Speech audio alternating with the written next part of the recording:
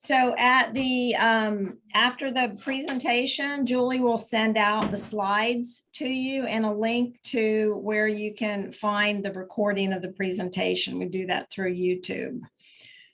So my name is Sharon Rich. I'm the Senior Trust Advisor at AGED, Advocates and Guardians for the Elderly and Disabled. Our primary business is managing special needs trust.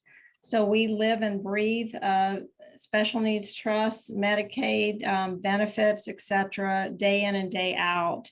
I have a 30-year experience in the trust industry. And Nick Barton is our executive director. He started AGED back in 2002. I hope you all get a lot out of today's presentation, and your continuing ed credits will be done as Julie put in her email to you. Guardians, please be sure we have your OPPG number because we have to input that for you.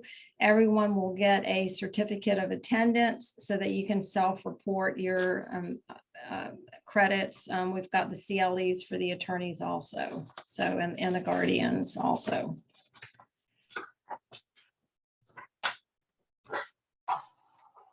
Today we're going to talk about what are special needs trusts and who can benefit from having a special needs trust. There are a couple different types of special needs trusts: first party, third party. What are the differences? We're going to give you some examples, so hopefully you can have tangible thoughts to take back with you and see if this is something that any of your clients or anybody you know might need. We're going to talk about the responsibilities of a trustee and who might be appropriate to serve as a trustee. And we're going to wrap up with, when to use a special needs trust, just as a kind of a wrap up of everything we've talked about. I would like to give a disclaimer right up at the front. I am not an attorney. I am presenting this to you for educational purposes. Please do not take it as legal advice, and always consult with an attorney when you're needing to do planning for these for trust.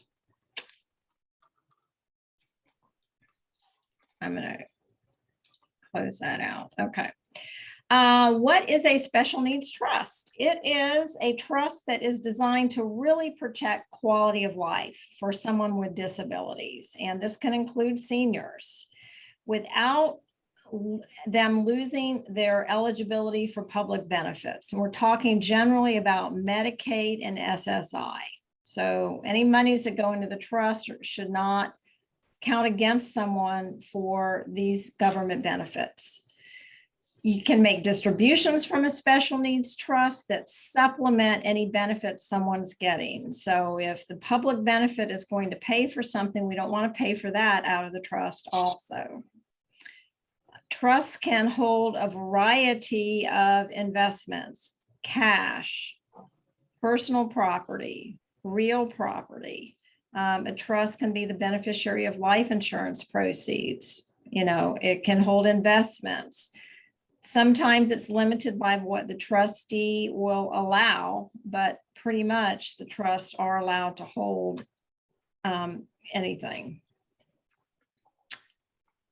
So why would we want to use a special needs trust? The funds do not count against the beneficiary's resources.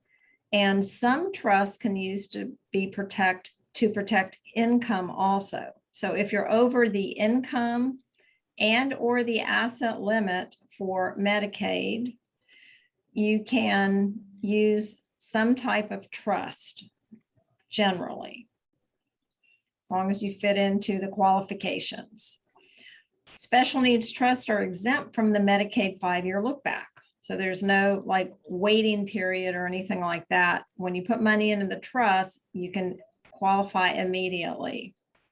There's no Medicaid spend down. So that's one of the big benefits of using the trust, is you're not having to spend down your money. You're preserving it, and your money is going to last longer. That's the whole idea here.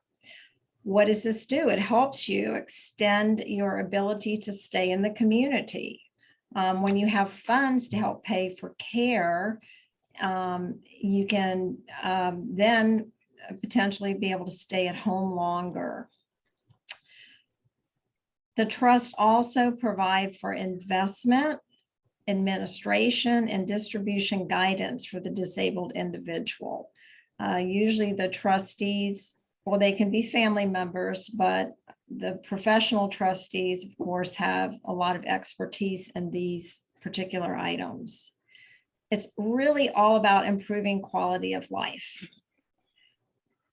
So you don't have to spend down your money. You have a little bit of money to help with the things that are going to make you more comfortable in life. Here's a great chart that I like to go through. These are our basic types of people that use special needs trust. A lot of people think about Medicaid for nursing home. Medicaid also has programs to help reduce medication costs and copays. This can apply to seniors. It can apply to younger people also who are disabled in some way and not able to work. So they might have trouble, paying for their medications and copays. There are programs that people can get on to really help them afford the health care that they need. People who can no longer work because of a disability. This could be your 50-year-old person that gets into an automobile accident, or someone who has a disease that progressively gets worse and they can no longer work. Generally, they've applied to Social Security and get put on Social Security disability benefits, either SSDI or SSI. Nursing home and assisted living residents often use special needs trusts, so they don't have to spend down their money completely to the $2,000 level that Medicaid allows them to have, so that it can improve their quality of life. And this is Medicaid planning. A lot of elder law attorneys do that for us. Developmentally disabled adults also can benefit from the trust. Sometimes parents have children with disabilities and they leave money for this individual.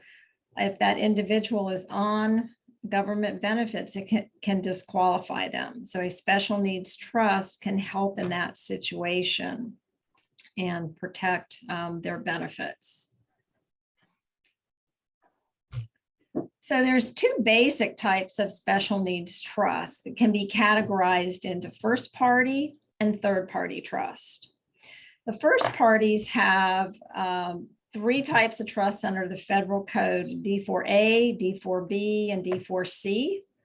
We're going to go through what the differences are. The A is called a disability trust. It's basically under 65. Your B is your qualified income trust, and your C is a pooled trust. A first party trust means that the disabled beneficiary's money is going into it. So that's why they call it first party. It's the person with the disability, it's their money going into the trust. In a third party trust, it's somebody else's money going into the trust for that disabled person. There's a couple different ways to do third party trust. An attorney can create a standalone trust document. Maybe a parent creates that and funds it either during their life or at death. A pour over from a living trust or a will might be where the trust or the will says we're going to put money into this trust at death, and we've already created this trust. Testamentary trust is where in your will or your living revocable trust, where you have your dispositive provisions for what happens when you pass away, you can set up the inheritance to be in a trust. So let's say you have a disabled child and you want to leave your money to that disabled child. Instead of leaving it outright, you say in your will, I want disabled Johnny's share to stay in trust. And here's the provisions of the trust for disabled Johnny. And you're going to put special language into that trust so that it's considered to be a special needs trust. Won't count against Johnny for his government benefits. We'll have special language in it saying we can only pay for things that the government benefits don't pay for, kind of in general. So those are the two basic types of trusts. We have a very nice chart that I'm sharing with you. And this is a good, summary at the end after, we kind of go through some different slides on these trusts here. You can see the A, B, and C are the first party, and then you've got your third party over on the right-hand side. If you'll note on this chart that, there are nuances for each trust. For instance, in the disability trust, you can put income or assets into it. In the qualified income trust, you can only put income into it. So each trust has slight variances in the rules. Generally, and slight, differences in who can establish the trust. And, we've added a used by category here that shows, generally who are the people that are going to use these types of trust. Managed by, note in the pooled trust that the trustee must be a nonprofit organization. In the other types of trust, an individual can be trustee. A corporate trustee or a nonprofit can also serve for those types of trusts. What you can pay out of the different trusts does vary a little bit. For instance, in the qualified income trust, there's restrictions. You can only pay for generally what we consider to be medical expenses. The other trusts are pretty much, we can pay for things that the government benefits don't pay for. And first party trusts have sole benefit rules too. Now we're going to go through some of these a little bit more in detail. The big thing with the under 65 disability trust is the age limitation here. So this is an individually drafted trust for someone under the age of 65. The other trusts do not have any age limitations. Now, I'm just going to preface that off the bat by saying DCF did make some policy changes in March, which have subsequently been put on hold in regards to age limitations with a pooled trust. So right now, pooled trust can be used at any age. How much can go in is generally unlimited, but sometimes it's assets, sometimes it's income, and upon death the rules are different too. We're going to go through all of these. The one thing that all the first party trusts have in common is that upon death, before any money goes to heirs, you must pay Medicaid back. So that's just the general rule. So Medicaid keeps track of what they're spending on an individual.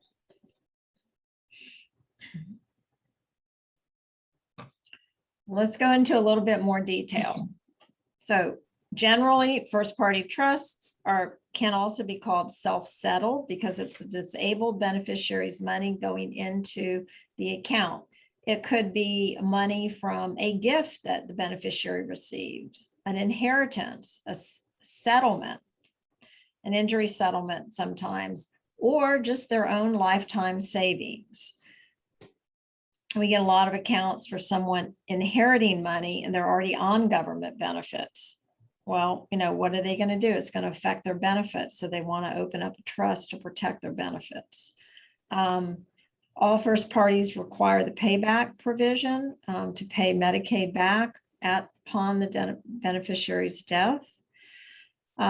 Federal law, again, these are the different types of trusts under the federal law that we went over. So D4A trust, disability trust, again, it can contain both assets and or income of the beneficiary. The beneficiary must be under the age of 65 when it's created. No contributions are permitted after the age of 65. Now, a parent can create this for their child, a grandparent, a legal guardian, a disabled individual, or the court. So anytime a guardian is going to be doing a trust, they should get court permission to do that. Again, speak with your attorney. What does the trust pay for? We consider these to be sole benefit trust. So anything we pay for out of this trust has to be for the sole benefit of the disabled person. We're not going to pay for them to give gifts to other people. That's one thing we have to be careful about in our trusts and in our distributions. You know, what is the beneficiary going to, what are they asking for? And is it for their benefit or somebody else's benefit? There can be some incidental benefit. So, you know, you buy a TV for the beneficiary and they live in a house with other people. That's going to be okay. Upon death, you must pay back Medicaid first and then to heirs or as stated in the trust document as to, you know, after the payback to Medicaid. So it's important to do planning in advance for costs for funerals and things like that, because there are restrictions at death about paying expenses after death. So here's an example of someone that might need to set up one of these disability trusts. Patricia's a housekeeper, no children. She's 40 years old and she had a bad car accident. She has a traumatic brain injury, broke her back, leg, arm, punctured her lungs, became depressed, had a lot of, you know, medical things going on. Patricia applied to Social Security for benefits because she said, I can't work any longer. I've got all these medical conditions, etc. She got put on a combination of SSDI and SSI because she had not worked, you know, very much. So her SSI wasn't, or her SSDI amount is based on her own work record, and it wasn't very much. So in this example, she's on a combination and she has no savings. So she's only getting $794, I think it's 98 now, or dollars a month. How is she going to pay for her care? So she's now got a lot of medical claims, right? She's on her SSI. She's going to have Medicaid, maybe, if she can keep it. And hopefully the Medicaid will cover some things, but it's not going to probably cover everything. There's an asset limit of $2,000. After 2 years of being on Social Security disability, she's going to get Medicare. So that's good. Then she'd have Medicare and Medicaid. Then Patricia gets a personal injury settlement for $400,000. If Patricia takes that $400,000 and puts it into her checking account, she's going to be disqualified from her SSI benefit, which gave her the Medicaid. So she's going to lose that benefit. And that would be devastating to Patricia. So she decides, I'm going to set up a special needs trust. How long would her money last if she didn't have her Medicaid? So, you know, $400,000 over the life of somebody that's 40 years old, it's not going to last probably her whole life. If she had extensive medical expenses, that could just wipe it out very quickly. So setting up the special needs trust is going to protect Patricia and extend the life of that money.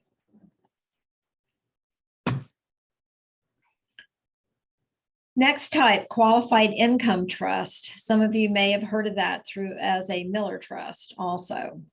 This contains the beneficiary's income only. So it is primarily used in the context of nursing home Medicaid, the institutional care programs for long-term care, when your income exceeds the Medicaid income limit.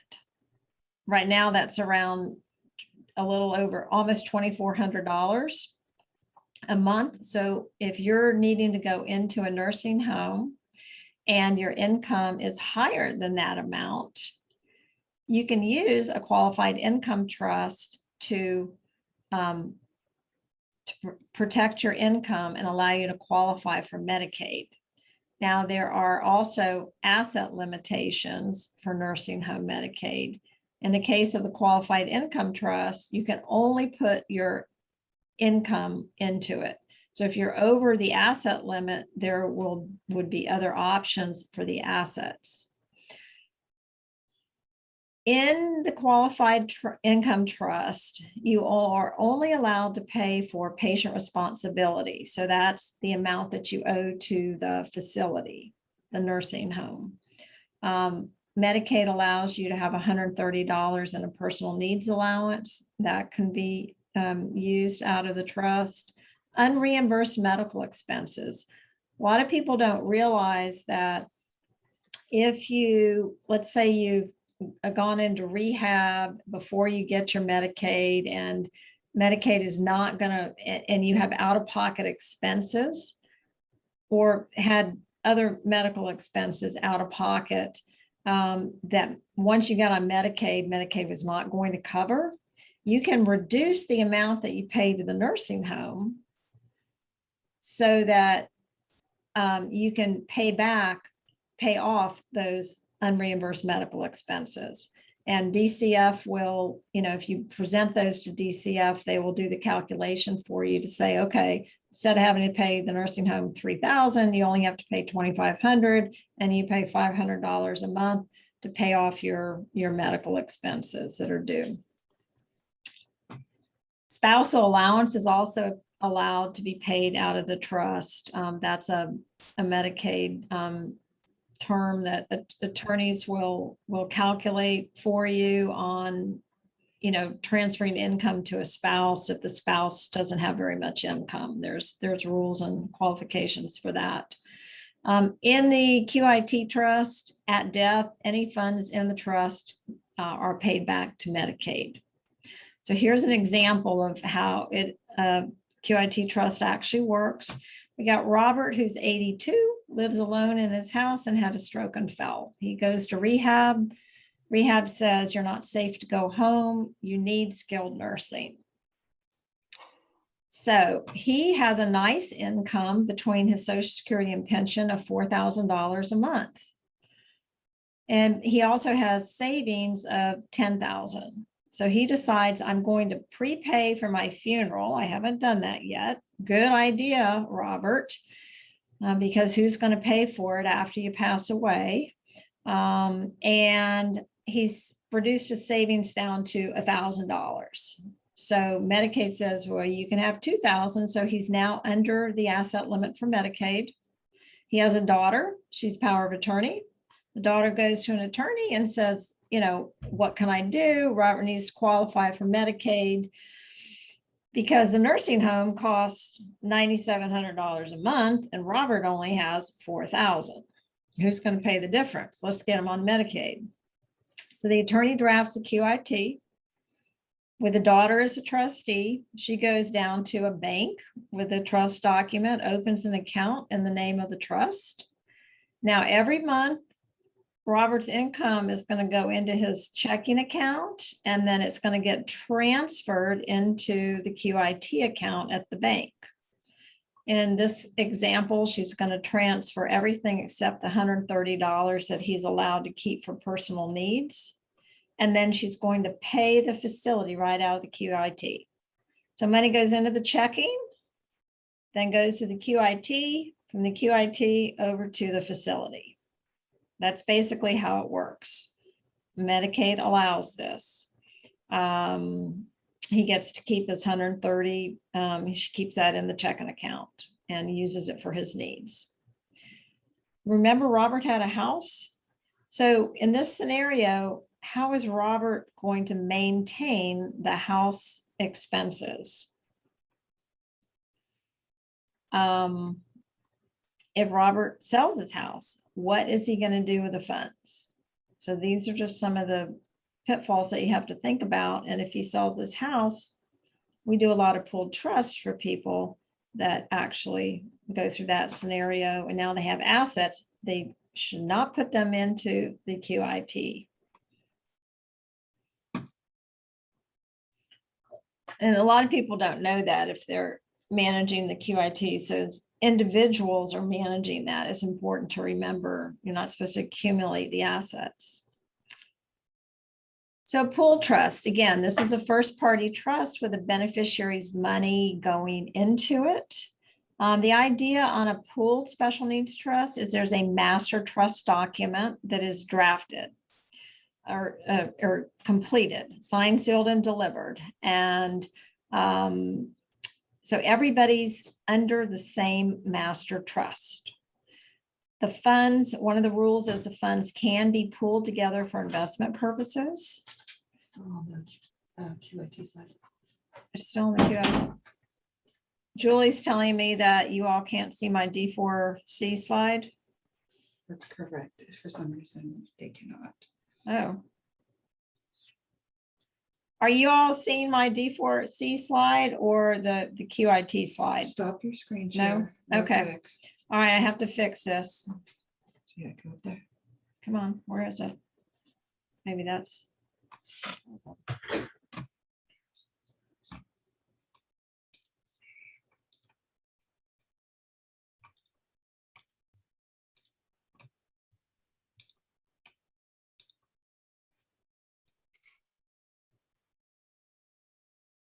It's odd.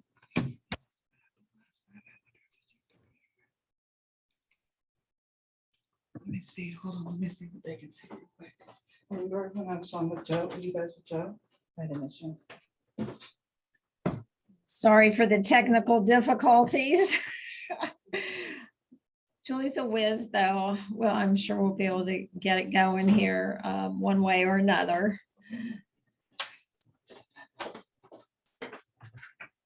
Can you run it? I probably can. Hold on. Let me see if I can take it over real quick.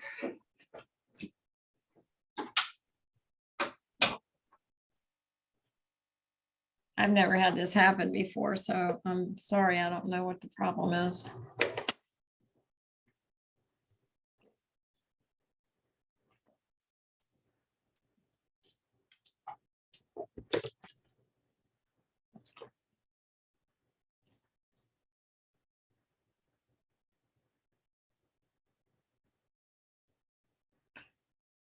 Julie's going to try to take over the presentation. We are going to allow for questions at the end. I do see one now that says, what happens when you create a QIT and after Medicaid is approved, you start to feel better and move home or ALF? What are the limitations? I assume they would just need to close the QIT. So with the QIT, the income goes in and then it gets paid to the facility. So if you pay it out completely, then there's zero in it and you don't need it anymore. You just quit funding it. And then as far as you can just close the account, you would need to notify Medicaid that you no longer have the QIT. So you don't want to, if you leave money in there, then you eventually have to pay that back.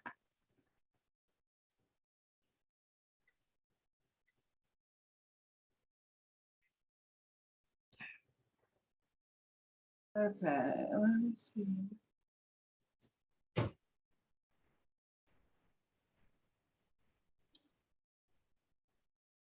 Can you now see the pooled special needs trust slide, everybody? Yes. Okay, so Sharon, you just tell me when and I'll click through it for you. Okay, just so you know, I lost my viewing. Okay, I can't see everybody else, but that's all right. So we're talking about pooled special needs trusts, again, a first party trust. So the individual beneficiary account is created via a joiner agreement. So, everybody, even though everybody is under the same master trust, you have to obviously create your individual account. That's done through a legal document called a joiner agreement. It's managed by a nonprofit trustee. There's about 10, 12 pool trust companies in the state of Florida. Aged is one. Income and or assets may be transferred in the trust. So this is a big difference from the qualified income trust. So in a pooled, you can use it for both income and or assets. So if someone is going into a nursing home or whatever the situation is, and they need their over income and assets, they can use the pooled trust for both. Works for any age. For Medicaid. However, if you are on SSI, there is a penalty applied unless you fund before the age of 65. So a lot of people don't know that. Sometimes it still makes sense to do, sometimes it doesn't. You must be disabled in order to use a pooled trust. Basically, under the Social Security rules, you can't go back to work full time for a period of 12 months and substantial gainful activity. So if you're under the age of 65, you're going to be on some kind of Social Security disability benefit, SSI or SSDI. If you're 65 or older, a disability determination has to be done by the Department of Elder Affairs. So we collect medical records, or we tell the client, medical records are going to have to be supplied to the determining agency, Department of Children and Families, along with the Medicaid application to prove you're quote unquote disabled. We do a lot of seniors. They're not, in a wheelchair disabled that way, but they have a lot of conditions that prevent them from working that will qualify them as being disabled. In the pooled trust, we pay for things that government benefits don't pay for, as long as it's for the sole benefit of the beneficiary. As a trustee, we have to understand if someone's on SSI, that the government says SSI is supposed to pay for, food and housing, that kind of thing. So we have to be careful about paying for certain things when someone's on SSI. At death, a pooled trust does allow you to have all of the funds retained by the trust at death without paying Medicaid back. However, if you're going to name heirs, you have to pay Medicaid back first. Julie? Next slide.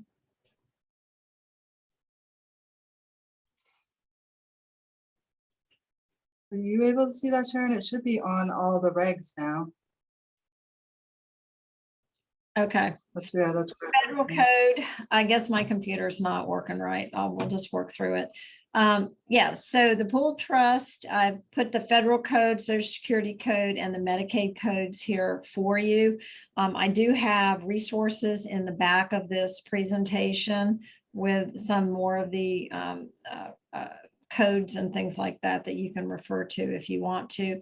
Lots of rules around all of these types of special needs trust, as I've intimated. Here are some examples of distribution options in a pooled trust. Each pooled trust company is a little bit different, but in our age of pooled trust, I'm just using ours as an example. We can, if you retain 100%, then what do we do with that money?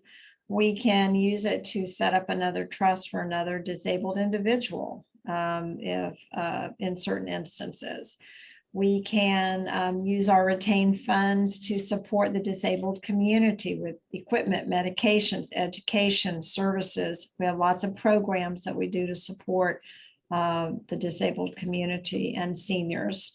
So you're retaining the funds as a nonprofit. We have programs for the guardians to pay for pro bono cases, et cetera, also. If you decide to name heirs, Aged will retain 10%. Each trust company is a little bit different on what their requirements are. Then we pay back Medicaid, and then it can go to the heirs or as stated in the trust documents. So in other words, it goes to heirs. You can name charities, you can name individuals.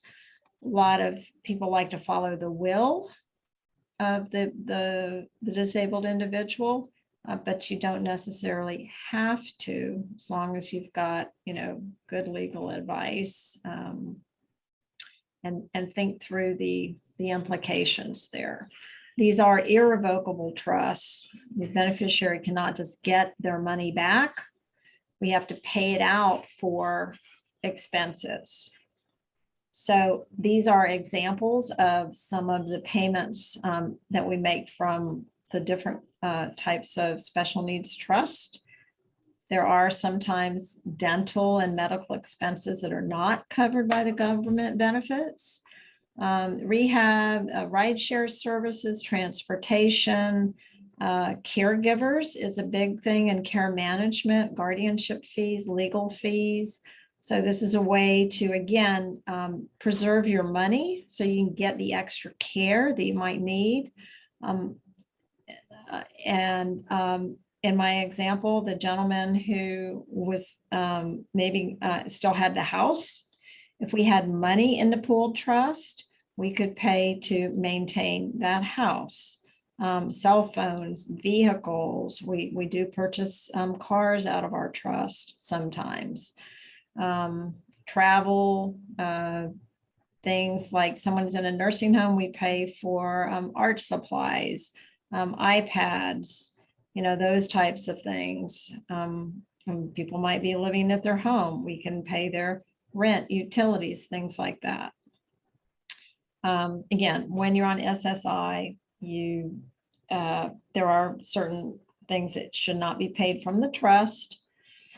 And the one requirement is that we do not give funds directly to the disabled beneficiary. So it's best to pay third parties for the beneficiary support and needs. It can be a vendor, like the cell phone vendor directly. We don't,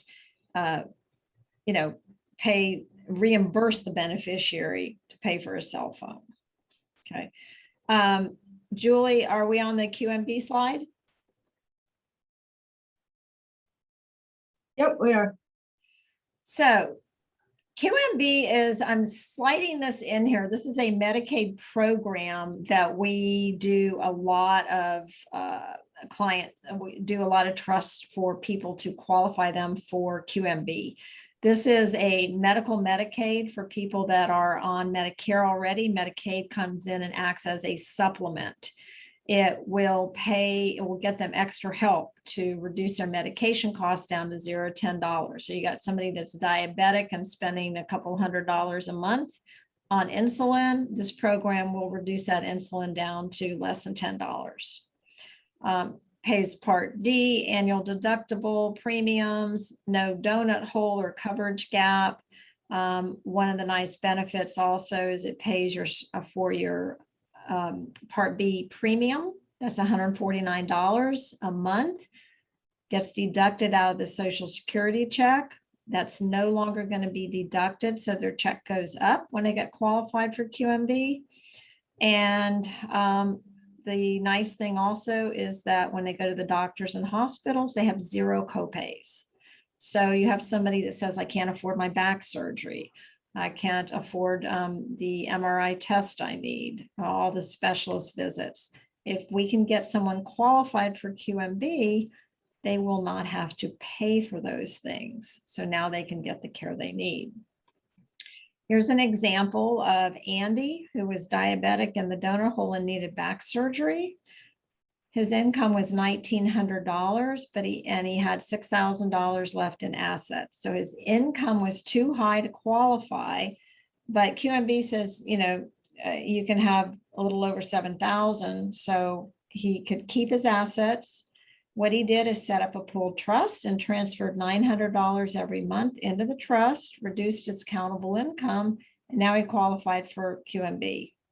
His insulin went down, he could afford the back surgery, no more copays, and his Social Security check went up by $149. Agent charges $105. I don't know what other trust companies charge. So Andy made $44 by using the trust, and he got all of these medical benefits. So it really is a win-win for Andy. And we do a lot of QMB for people in assisted living facilities because the long-term care program doesn't pay for medical expenses like this. So it's a great way to help a lot of people, whether they're at home or in assisted living, reduce their medical expenses. Trust flow chart. This is a wonderful way to remember how and just visualize how things really work with a trust. With a pooled trust, the income and assets go into your bank or in your bank. So the Social Security continues to go into your checking account. You transfer the overage into the trust, and the trust then pays bills for you. It's really that simple. Third party special needs trust. So those were our first party trusts. The disability for under 65, the QIT, and the pooled. Third parties are different. They're established and funded with assets of other people, third parties like parents, grandparents, or family and friends. You can create a third party trust under your will or your revocable trust. Again, and then that testamentary third party trust is going to be created when you pass away. Okay, I carve out my share for disabled Johnny when I die in a special needs trust. Or you can create a standalone individual third party trust, generally created during the lifetime of the beneficiary. And you can contribute money to the third party trust even during your lifetime in that case for the disabled person.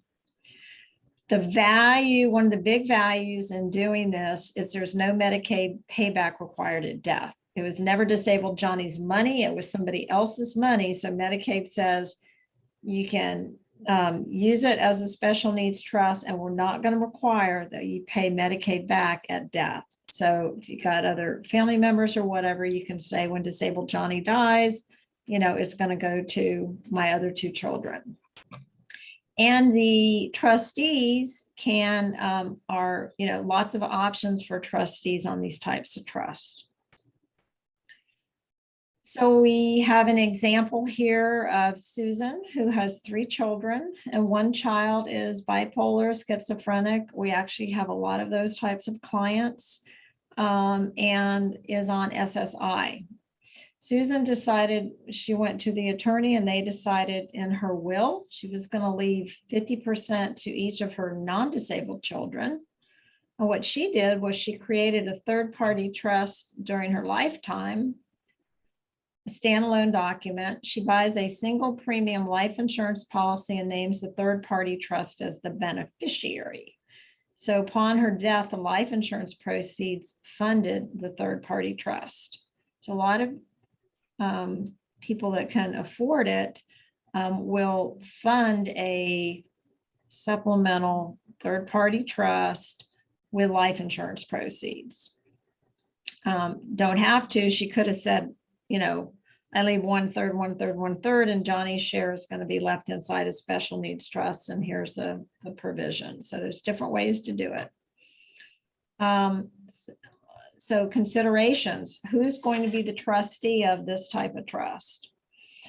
Trustee is the one that is in control. They're the gatekeeper. They have to know the terms of the trust document and carry those out. They have to consider distributions. What's appropriate? Can I pay this? Can I not?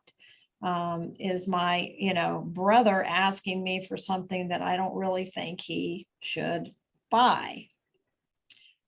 Special needs and government benefits. You should understand those so that you can know if you're making a distribution, how is it going to affect the government benefits? And is the person getting everything that they really could be entitled to? Taxes have to be done, special tax returns for the trust. Accountings need to be done to all the beneficiaries and heirs. Investments, how are you going to invest the money? You have a fiduciary duty as a trustee to be objective and impartial. So it becomes a bit challenging sometimes for, a family member to manage these types of trusts. Sometimes they can, build a team of people around them that will help advise them. But often, it's maybe more challenging than people think it is to actually manage a trust. So if you've got a lot of money, trust companies, like banks and institutions will potentially serve as a trustee. Nonprofits can serve. AGED does. Of course, if you're doing a pool trust, you have to be a nonprofit, but lots of the nonprofits like AGED serves as trustee for all these different types of special needs trusts. CPAs, lawyers, families, friends, care managers, professional guardians, or a combination of the above. So you got lots of things to think about. What are the costs? Do they have the expertise? How long are they going to be around? I just like to talk about the team approach. I took this slide from the Hoyt and Bryan law firm, and thank you, Peggy and Randy, for sharing this with me. Everything we do, as a trustee, we've got to have a team approach to things. And this is the way to make sure that your client's needs are being taken care of. And we're running a little short on time, so I'm going to slide through. I threw this slide in for you. It's Medicaid, the different Medicaid programs. I talked about QMB. Here's how some of the different other programs work. Here's the quarterly financial eligibility chart that comes out every 3 months. It usually changes in January, and sometimes it changes throughout the year. Also, the top program here is your institutional care ICP. That's your nursing home and your home and community base for assisted living. You've got your medically needy, QMB, all the different programs here on the chart. And this is an example. I'm just going to basically tell you in my skilled nursing example, this client has $30,000 left with a $2,700 income. If he private pays in a nursing home, his money's going to last about 4 months. If he does a pooled trust to reduce his countable income and reduce his countable assets, now his costs are going to go down. He only has to pay the nursing home $2,570. He gets to keep $130. He pays trustee fees, but guess what? His money's going to last 22 years. Now, what that does, so instead of him having to pay the nursing home over $9,000 a month, we now have that money in trust at $28,000, so we can use it for Harry, for his benefit. This is my QMB example of someone whose money, their living expenses were more than their income every month. Their money would last 3 years. By using the trust and reducing their out-of-pocket healthcare cost, not only are they going to get better care, but their money's going to last indefinitely because we've been able to minimize their monthly expenses. This is our summary slide. We've talked about most of these examples where why would we use a special needs trust? When is it appropriate? You want to leave money to a person with disabilities. We've talked about that. Someone's on Medicaid and they receive money from sale of the home, inheritance, or settlement. Someone can't afford their medications, can't afford their doctors or hospital copays. Someone going into a nursing home has too much money. Someone needing help at home or in assisted living, wait list for assisted living. Still might want to do a trust, get your assets protected, and or just qualify for medical assistance while you're waiting for the long-term care program to kick in. These are my resources. 2 slides of resources for you. And the final slide. And I am ready to, I hope this was helpful to you. And I am ready to take questions. So Sharon, we do have a couple of questions. One I saw early on that I can't see now on the chat, but it was about a QIT. What happens when somebody has a QIT in a SNF, a skilled nursing facility, and then they need to go to assisted living? Can you talk about that for a minute? Oh, and then they need to go to assisted living. Okay. So QIP can be used for assisted living, and because it's my understanding that as long as the assisted living bill is considered medical, which generally it is, then if they can continue to use the QIT for assisted living. And Medicaid's rules are that, you can transition once you're in the nursing home on Medicaid for 60 days, you can transition to ALF if you qualify medically for that. I have a question. Okay, Does anybody before me? There's one more question and then we'll go ahead and take your question. The next question was, I was told that Medicaid would only be paid back if the trust had enough funds. Is that true? If there's not enough to cover the Medicaid payback, do the heirs still inherit the funds? So that's a very good question. And the answer to that is no, the heirs cannot get any money if there's not enough money in the trust to pay Medicaid back. So most of the pool trust documents are written so that, and it is all legal and everything. If the Medicaid amount, the amount that's owed to Medicaid is more than what's in the trust when somebody dies, the trust ends up retaining the full amount. So I'll give you an example.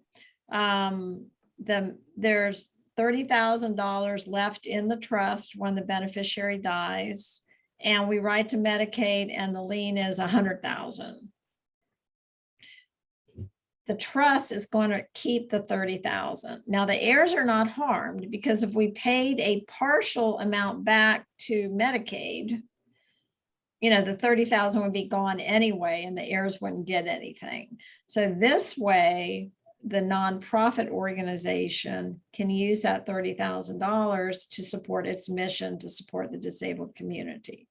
So that is how that works for the trust. Now, Medicaid can still file a claim in the estate if there is an estate, if they don't get paid or for any amount they don't get paid. So that is how that works. That was my question. Oh, okay, good. That worked. It looks Thank like I have you. no more questions in chat, but if anybody has any questions, please feel free to put it in the chat or unmute yourself and speak up.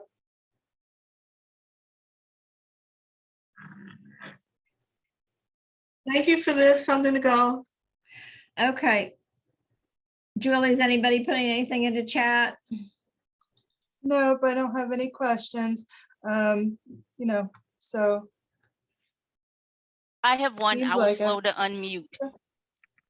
You were talking about Medicare, I think, and you were saying something about they're in the donut. What does that mean?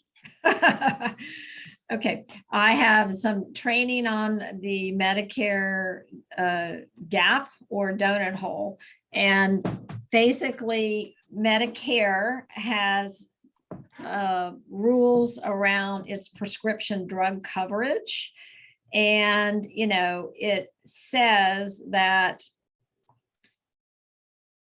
when you, for your prescription drug coverage starting in January each year, you will be in what they call the initial coverage period for until your the total cost of your medications reaches a certain dollar amount.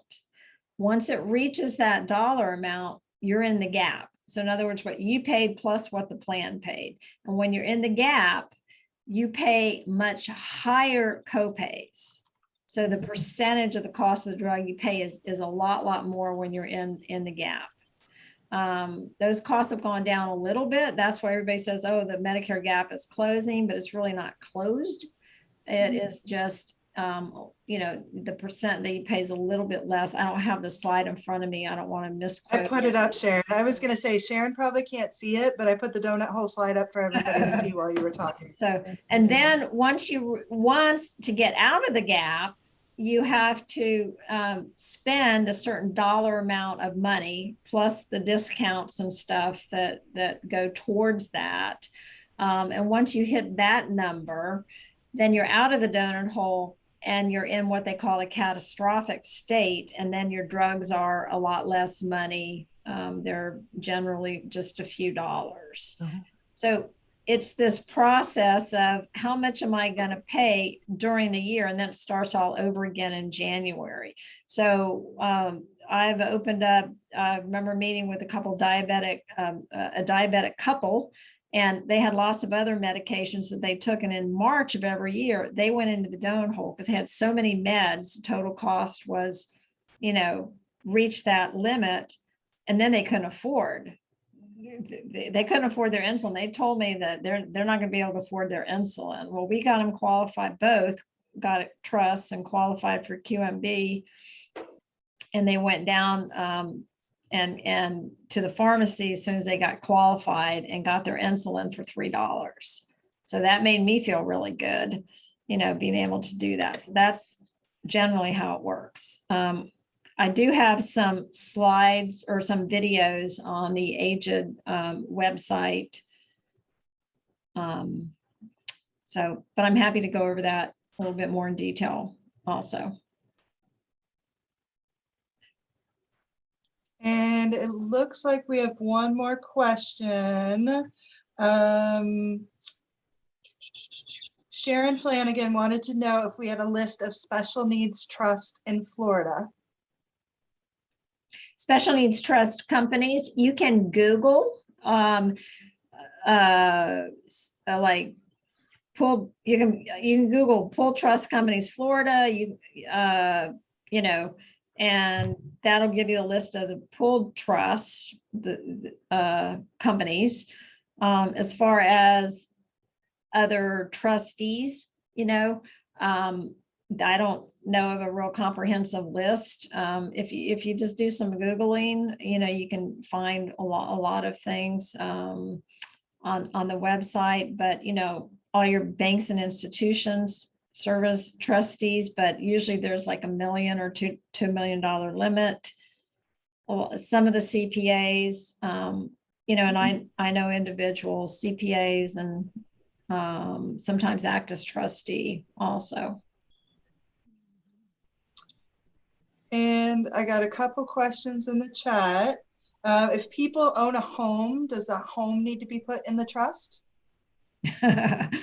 So for Medicaid purposes, if you look at the chart, you don't need to go back to it, Julie, but the chart that I put up, the financial eligibility chart, Medicaid allows someone to have a home up to the amount of $603,000 equity interest.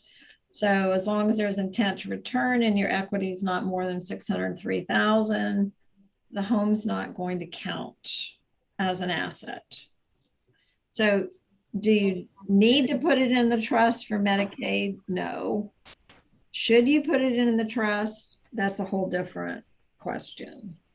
You know, especially in the third-party trust. Sometimes third-party trusts do purchase houses and things like that. So the question is, if somebody goes to a skilled nursing facility, how do they pay their mortgage if the income is supposed to go to the skilled nursing facility? They really don't have any money for it. I actually had an account like that. And the daughter was like, well, what are we going to do? So, family, you can talk to your attorney, family can help pay for the house, if they want to keep the house, or you might have to sell it. But no, the Medicaid says we don't care about that. The only deductions are really for unreimbursed medical expenses. All of your income has to go to the nursing home. What, no, okay. And personal needs allowance, $130. Mhm. So it becomes challenging, but again, that's where, a professional can kind of talk through what can we do with this? Can we rent it out? Can we do this? Can we do, what are the options? So. Is there a list of things that can be paid by a trustee for a third-party trust? Somebody wanted a list of that. So I don't really have a list. I mean, the list that I shared with you earlier pretty much applies, to third party. Some of the sole benefit rules are not as strict in a third party trust, so we can be a little bit more flexible. Sometimes the individual third party trust have language in it with the grantor's intent. We want Johnny to get as much education as possible, or this or that. So, and sometimes it's just fully discretionary. The trustee can pay for, Yeah, guys, in their discretion. So, I would refer you back to that list that I provided earlier. to me. I pulled it up on the screen for everybody. Who gonna pay you? And that's all the questions I see in chat. Does anybody else have any other questions?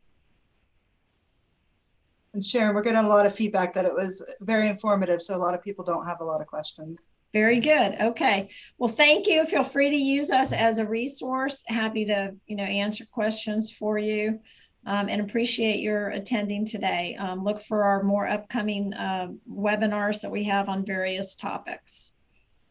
Thank you. Yep, and I'll send Thank you. information out to everybody. I'll send the slides, I'll send the certificates of attendance.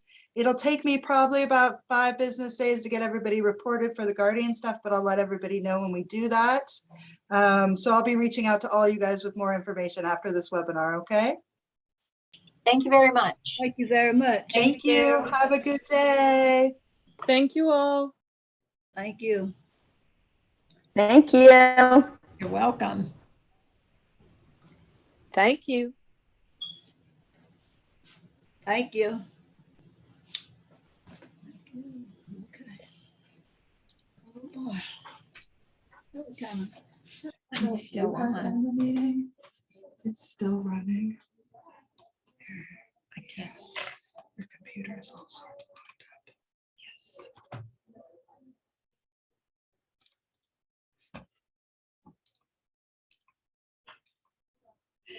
I couldn't.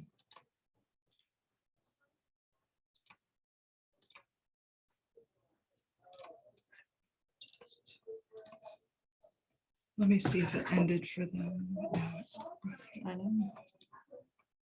So it's like that's a good thing you have that printout.